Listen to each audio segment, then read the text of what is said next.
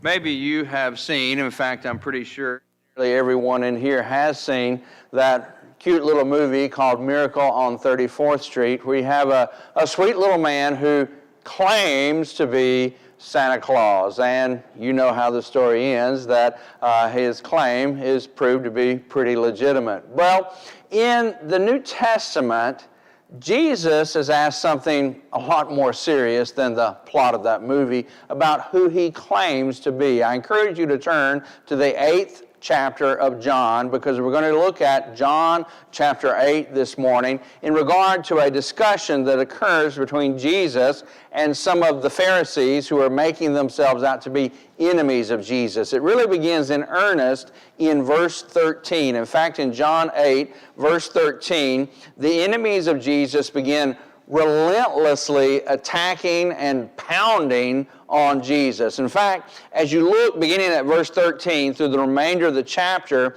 there are many words that are in red, because if you have a red letter New Testament, because those are the words of Jesus, but the words that are in black that represent, for the most part, the words of the Pharisees, the words of the enemies of Jesus. Some of the words that are not the words of Jesus are not the words of the Pharisees either, but when you begin looking at all those words, it's about an attack. It's about a relentless pounding, I'm not going to give up till we back you in the corner and we make you quiet, attack. In fact, verse 13, the Pharisees therefore said to him, "You bear witness of yourself, your witness is not true." You look at verse 19, "Where is your Father?" You continue looking on in verse 22. They say, "Will he kill himself because he says," and they're making these outlandish conclusions about him. Verse 25, "Who are you?" You continue looking at the text, and you continue looking at the things these people are saying in verse 33. "We are Abraham's descendants, and we've never been in bondage to anyone in any way. And how can you say that we have been?" In verse 39, "Abraham is our father." Verse 41, "We were not born of fornication. We have one Father, God." And all of these are responses that, while just to read them by themselves in isolation, out of their complete context, may not all necessarily sound negative or bad, but when you put it in the context of the discussion, they are attacks. They are responses to Jesus' words in a very negative way. Jesus continues to be working with them. And then in verse 48, they say, "Do we not rightly say that you are a Samaritan and have a demon?" By calling him a Samaritan, they're calling him one of the most vile and insulting terms they could think of. And then on top of that, accused him of having a demon, being completely off the rails, being completely out of tune with anything spiritual, and certainly not of God. And Jesus continues to talk to them. And in verse 52, "Now we know you have a demon." Now they're affirming it even more. Verse 53, and really this is the verse that we want to take the question they ask here to spin off of finding Jesus' answer for our text this morning. In verse 53, "Are you greater than our father Abraham, who is dead, and the prophets who are dead?" Look at the last question. "Who do you make yourself out to be?" Who do you make yourself out to be? The NIV says, "Who do you think you are?" Brother McCord's translation of the New Testament says, "Who do you claim to be?" Who do you claim to be? Who do you think you are? Who do you make yourself out to be? They had already asked that question a little earlier as we were looking at some of the things that occur in the chapter that the Pharisees say. But now they're really driving it home. Jesus proceeds to tell them exactly who he is. And while they ask the question in verse 53, in verses 54 and 55 and 56 and 58, Jesus will give a six-fold answer to the question. They say, Who do you make yourself out to be? Who do you claim to be? Who do you think you are? Jesus will give them 6 definitive statements. This is who I am. This is who I claim to be. This is who I am. We begin looking at these in verse 54. Number 1, and each one of these 6 responses that Jesus gives, we will begin with the statement that Jesus says, I am the one who, and in this case, number 1, I am the one who is honored or glorified by my Father. In verse 54, Jesus says, if I honor myself, my honor is nothing. It is my Father who honors me, of whom you say that he is your God. Some translations use the word glory or glorified, and the idea being very similar to one another, just different English words in different translations, to be honored by God, to be glorified by God. Jesus says in response, who do you think you are? Number 1, he says, I am one who is honored by my Father. And he tells them, by the way, that's the same Father that you claim as your Father. That's the same Father that you claim as your God. But contrast that, if you will, a little earlier in the chapter with verse 39. And when you look at verse 39, these Pharisees, these enemies of Jesus, say, Abraham is our father. You see, for one thing, there's a terrible misunderstanding in the hearts of these enemies of Jesus about the distinction between the physical and the spiritual.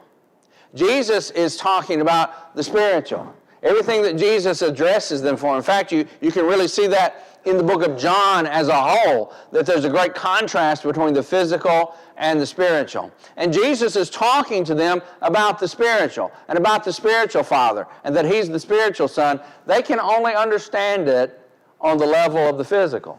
And so they answer Jesus in regard to some of the conversation, the back and forth they're having, in verse 39, Abraham is our father. And then Jesus says to them, if you were Abraham's children, you would do the works of Abraham. In other words, you would honor him. You would glorify him if you really were his children. Why? If you keep reading, verse 40, but you seek to kill me, a man who has told you the truth, which I heard from God. Abraham did not do this. Because Jesus has more information than Abraham had. And Jesus has more authority than Abraham had. Oh, they said, we honor Abraham. We honor him as our father. But Jesus says, I am one who is honored by my Father. Secondly, in response to the question, who do you think you are? Who do you claim to be? Who do you make yourself out to be? Secondly, Jesus says, I am one who knows the Father. Number 1, I am one who is honored by the Father. Number 2, I am one who knows the Father. Look at verse 55 in our text. You have not known him. Yet you have not known him, but I know him. I know him. You, the enemies, have not yet known him, but I know him. Who do you think you are? Jesus says, I am one who knows the Father. Contrast that, if you will, with verse 19 in John chapter 8. And when you look at verse 19, they said to him, the enemies of Jesus said to him, where is your Father? And again, apparently they're asking the question from the physical standpoint and not from the spiritual standpoint. But when they asked the question, where is your Father? In verse 19, Jesus answered, you know neither me nor my Father. If you had known me, you would have known my Father also. So Jesus tells them in response, who do you claim to be? Who do you think you are? Who do you make yourself out to be? He said, I'm one who knows the Father. I know my Father. And he's already told them in verse 19, you don't know me. And because you don't know me, you don't know my Father. If you knew my Father, you would know me. And if you knew me, you would know my Father. What about us? Let's look at another text in the New Testament. Keep your place there at John 8, because we're coming back to it for some more responses to Jesus, to the question that he has asked. But look at another writing of John in 1 John chapter 2. In 1 John chapter 2, beginning at verse 3, we now have to make some application to ourselves. And in fact, in each one of these answers that Jesus gives, I am one who is glorified by the Father, who is honored by the Father. I am one who knows the Father. In each one of these, we need to make application to ourselves. But particularly, we think about 1 John chapter 2, if you will, beginning at verse 3. Jesus says, I'm one who knows my Father. Well, what about us? For us, we find our response. We find what ought to be our answer. We find the answer in 1 John 2, verse 3. Now, by this we know that we know Him. How? If we keep His commandments. You want to know if you know God or not? You want to know if you know the Father or not? And consequently, you want to know if you know Jesus or not? Keep His commandments. He who says, keep reading in 1 John 2, he who says, I know Him, and does not keep His commandments is a liar, and the truth is not in him. But whoever keeps His word, truly the love of God is perfected or completed in him. By this we know that we are in Him. You see, that's for us. Jesus says, I'm one who knows my Father. Well, do you want to be able to answer the same thing Jesus did? Then keep the commandments. Let's come back to our text now in John 8 as we're looking at Jesus' sixfold response to the question He is asked with contempt. Who do you claim to be? Who do you think you are? Who do you make yourself out to be? Number one, I'm one who's honored by the Father, my Father. Number two, I am one who knows my Father. And number three, I am one who tells the truth. Keep looking at verse 55. When you read further in verse 55, you'll notice that Jesus says, if I say I do not know Him, I shall be a liar like you. In other words, Jesus is saying in part of His response to who He claims to be, to who He makes Himself out to be, I am one who tells the truth. Because if I were to say what you're saying, that I don't know my Father, I would be a liar. And then He adds, like you. You feel the tension in the air in John 8, don't you? Jesus is standing for the truth, and He says, I am one who tells the truth. You are the liar, not me. Look back, if you will, in our chapter at verse 44, John 8, verse 44. Really, look at verse 43. In verse 43, Jesus says, why do you not understand my speech? Because you are not able to listen to my word. You are of your father, the devil. You know, they claimed Abraham was their father. Jesus said God ought to be your father. But then He says, but you know who your father really is? Your father really is the devil. You are of your father, the devil, and the desires of your father, the devil, you want to do. He was a murderer from the beginning and does not stand in the truth because there is no truth in him. When he speaks a lie, he speaks from his own resources, for he is a liar and the father of it. You see, Jesus says, I'm one who tells you the truth. In fact, in verse 45, He says, but because I tell the truth, you do not believe in me. And over in this chapter, go back up to verse 31 and 32, He talks about the truth. And in response to the question, who do you think you are? Who do you claim to be? He says, I am one who tells you the truth. I am one, number one, who is honored by the Father. Number two, I am one who knows the Father. Number 3, I am one who tells the truth. But keep looking at verse 55 and we find the 4th response of our 6 responses of Jesus. And that is, I am one who keeps the Father's word. The last phrase in verse 55, Jesus says, but I do know him, and what? And keep his word. Remember what John said about us and to us in 1 John 2, verse 3, by this do we know that we know him how? If we keep his commandments. If we keep his word, which we find the commandments in his word, so when we keep the commandments, we're keeping the word. And Jesus says, I am one who keeps the Father's word. I hear what my Father says, I believe what my Father says, and I do what my Father says. Hearing alone is not adequate. Even believing alone is not adequate. But what? I must hear, believe, and keep. I must keep my Father's word. I must do what he says. Not only believe it, but respond to it with faith that is active and does something. It's not just a statement. It's not just a profession out of my mouth. It is behavior that I practice every day.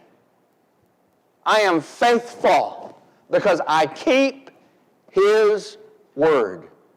Are you seeing the application for you and me to be like Jesus and to keep his word? Jesus is asked, who do you claim to be? I am one, he says, who is honored by the Father. I am one who knows the Father. I am one who tells the truth. And 4th, he says, as we just looked at, I am one who keeps the Father's word.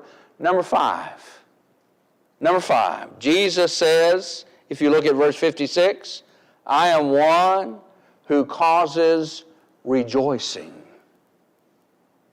I am one who causes rejoicing. John 8, verse 56, your father Abraham rejoiced to see my day, and he saw it and was glad. The word that Jesus uses here, and that John writes, that he rejoiced and that he was glad, the word that is used there, from what I understand in the original language, is a strong and emphatic word. When it says that he was glad, particularly that word where it says, and he was glad, the word is very emphatic. And really, it could just as well be translated that he was overjoyed. That Abraham saw my day, he was glad, he was overjoyed when he saw that. And Jesus says, I am one who causes that rejoicing. Well, how did Abraham see Jesus' day? Well, I think part of that answer is found in Hebrews chapter 11. Hebrews chapter 11, we learn that Abraham saw many things by faith. And obviously when Jesus is referring to Abraham in John 8, he is referring to Abraham seeing Jesus' day. That Abraham saw something, not literally, but by faith. You see, the enemies of Jesus understood Jesus to be saying that Abraham saw it literally. Because they said, and Abraham's been dead all these years, and you're saying that he saw your day.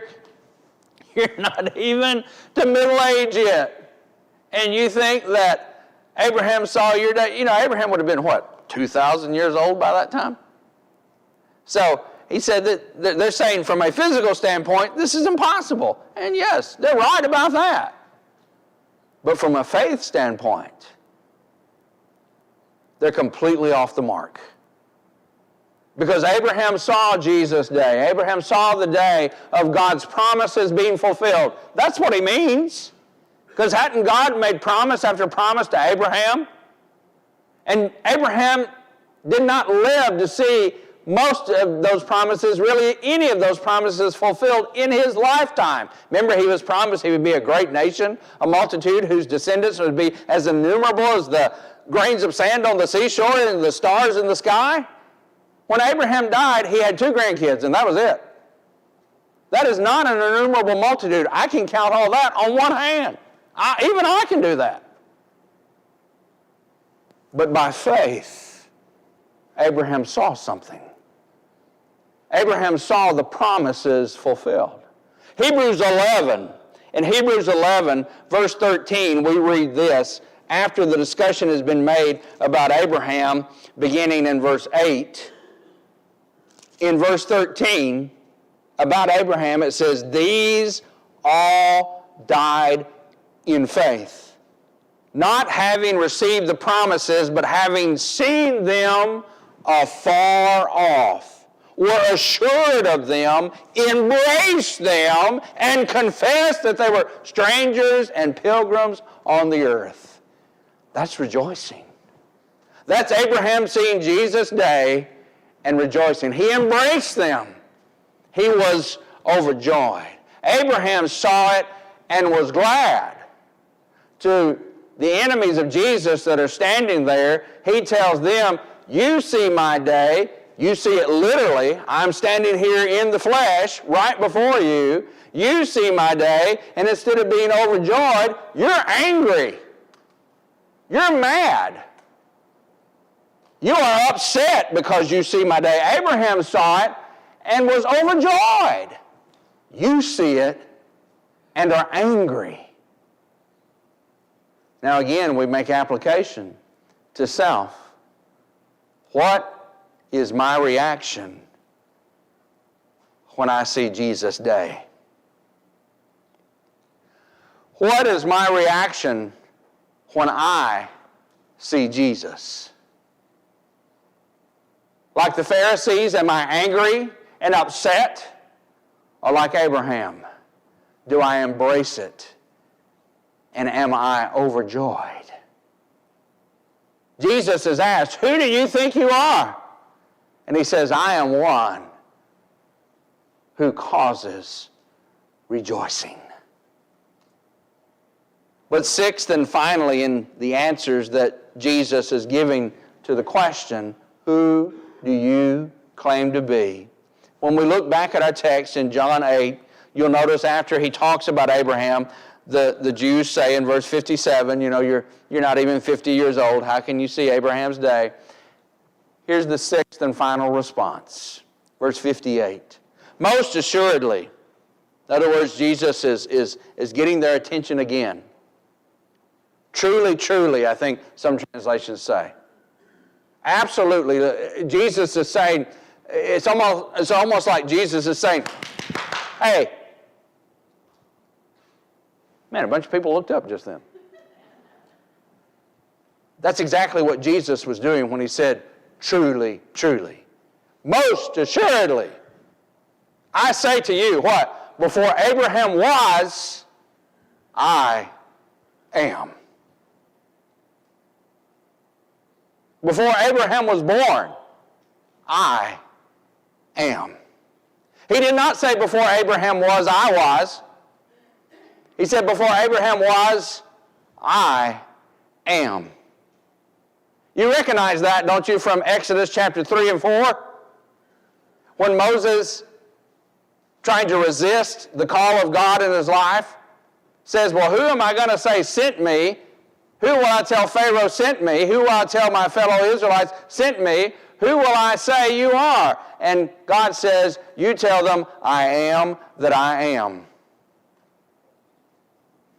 What other answer is there? I mean, what else is there?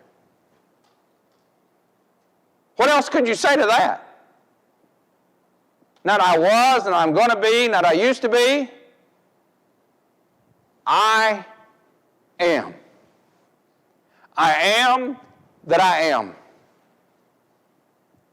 When Jesus made that statement in John 8:58, While the Jews had been recognizing him as making outlandish claims, and they kept asking, who are you? Who do you think you are? Who do you claim to be? Who do you make yourself out to be? When he said, I am, while they had misunderstood and misapplied everything from verse 13 forward that Jesus had said, suddenly, being they got it, they said, wait a minute. This guy's claiming to be God. And for the first time in the whole chapter, they were right. And they hated it. They despised it. The text tells us that after they learned this, what did they do? They took up stones to throw at him because they thought he was being blasphemous.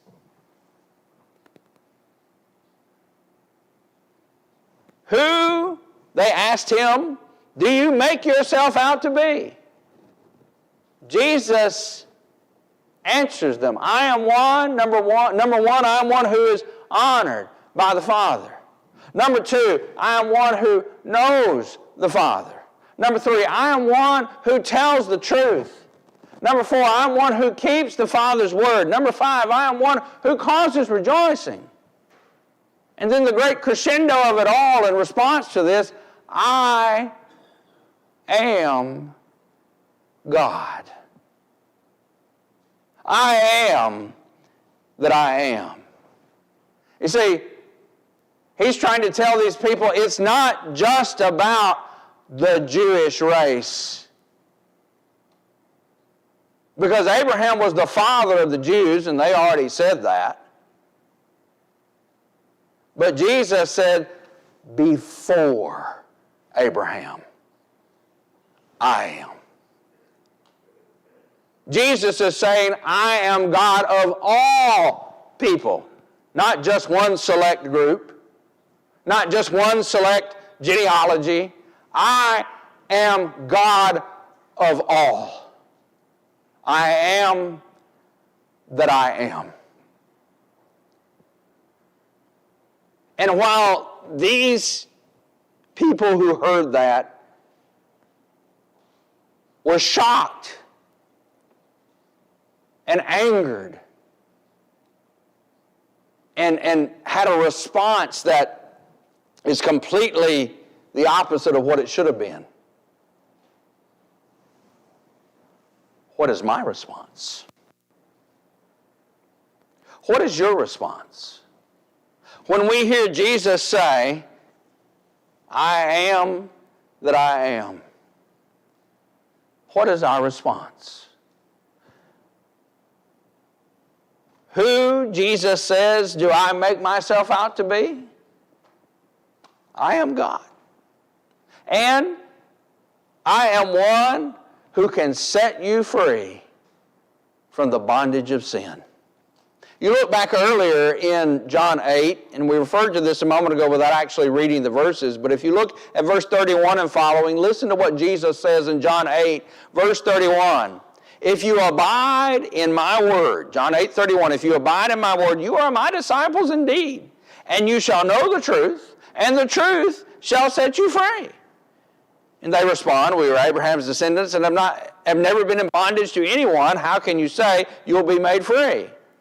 Conveniently forgetting they've been in Egyptian bondage, Babylonian bondage, Persian bondage, Greek bondage, and we're currently living under Roman bondage. Jesus answered, most assuredly, there it is again.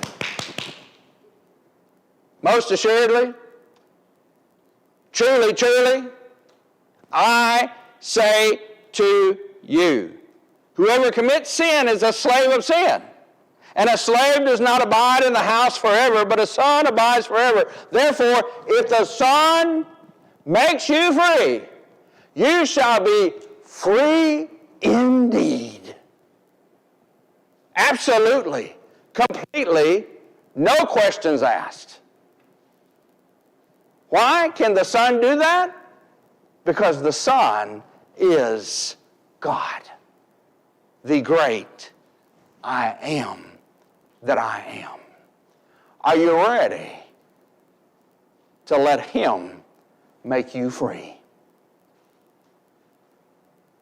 Have you questioned in your heart and mind, who is Jesus? Who does he claim to be? Who does he make himself out to be? Well, we have looked at 6 answers Jesus has given.